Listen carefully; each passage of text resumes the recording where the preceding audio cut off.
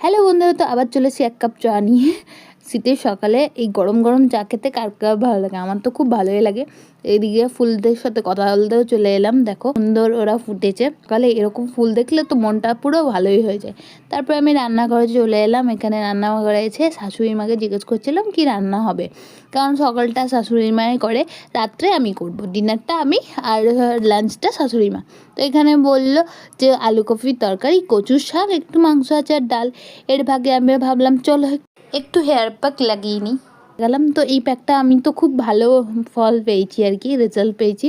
তো তোমাদেরকেও জানতে চাইলে অবশ্যই কমেন্ট করো যে কী প্যাক, তাহলে আমি বলে দেবো তোমাদেরকে কী প্যাক লাগাই, তারপর কী শ্যাম্পু ইউজ করি।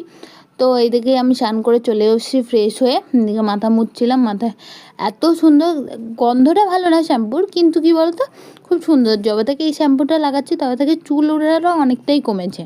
তো এইদিকে দেখো, ওই দেখো একটা বাটারফ্লাই দেখতে পাচ্ছ, কাল থেকেই আমার ঘরে আছে। ও কিছুতেই আর যাচ্ছে না ওর বাড়ি।